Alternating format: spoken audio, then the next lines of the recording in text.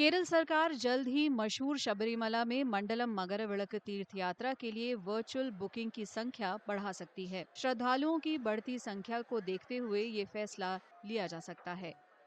सालाना तीर्थ यात्रा मलयालम महीने वृश्चिकम के पहले दिन शुरू होकर 41 दिन चलती है। सीजन के पहले दिन ही 30,000 से ज्यादा श्रद्धालु आए। ഇന്നലെ ബുക്ക് ചെയ്തിരുന്നത് 30,000-ഓളം വെർച്വൽ ക്യൂ ഉണ്ടായി. ആ 30,000-ൽപ്പം വെർച്വൽ ക്യൂവിൽ വന്നത് 26,942.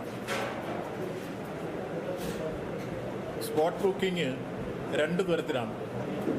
അതിൽ തീർത്ഥാടകരുടെ 1,872, ഉന്നത ഉദ്യോഗസ്ഥ പ്രമുഖരും VVIPകളും എല്ലാം ഉൾപ്പെടെ 1,843. അങ്ങനെ ആകെ ഇന്നലെ 30,657 പേരാണ് ഇന്നലെ രാത്രി 12 മണി വരെ ദർശനം നടത്തിയത്. ഇന്ന് രാവിലെ എത്തിയപ്പോഴേക്ക് അത് 50,000 കഴിഞ്ഞിരിക്കുന്നു.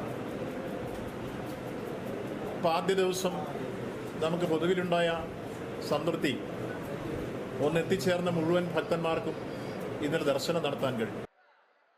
सरकार ने वर्चुअल बुकिंग के लिए रोजाना 70,000 तीर्थयात्रियों की सीमा तय की है। इसके अलावा 10,000 श्रद्धालुओं को स्पॉट बुकिंग के जरिए दर्शन कराए जाते हैं। स्पॉट बुकिंग प्रणाली में तीर्थयात्री मंदिर के रास्ते में बने काउंटरों पर दर्शन के लिए स्लॉट आरक्षित कर सकते हैं। केरल सरकार ने इस साल तीर्थयात्रा के लिए श्रद्धालुओं के आराम और मेडिकल सेवा सहित सुविधाजनक और सुरक्षित दर्शन की खास व्यवस्था की है।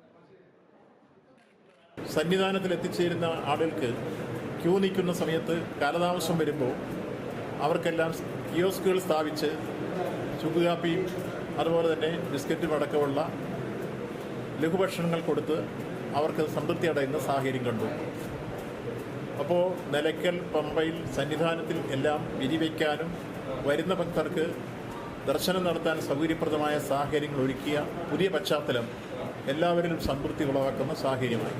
പിന്നീട് നമുക്ക് പമ്പയിലും സന്നിധാനത്തിലും എല്ലാം പ്രത്യേകമായി മെഡിക്കൽ സർവീസ്, ഇപ്പം നിലവിലുണ്ടായിരുന്ന നമ്മുടെ ഹെൽത്ത് സർവീസിൻ്റെ ആതുരാലയങ്ങൾ അത് സന്നിധാനത്തിലുണ്ട്, പമ്പയിലുണ്ട്, നിലയ്ക്കലുണ്ട്.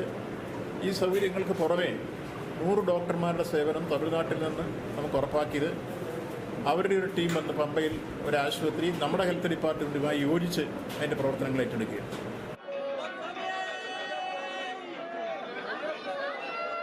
तीर्थ यात्रा शुरू होने के बाद से सन्निधानम यानी मंदिर और मंदिर का अहाता स्वामी शरणम अय्यप्पा के मंत्रोच्चार से गूंज रहा है। श्रद्धालु पहाड़ी मंदिर तक पहुंचने के लिए पंपा के बेस कैंप से घंटों पैदल यात्रा कर रहे हैं।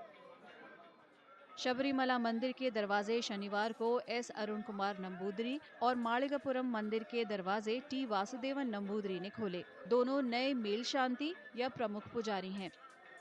मंडलम मगरविलक्क तीर्थयात्रा की शुरुआत शनिवार को हुई। मंदिर के दरवाजे खुलने के पहले से शबरीमला के अहाते में श्रद्धालुओं की भारी भीड़ उमड़ पड़ी।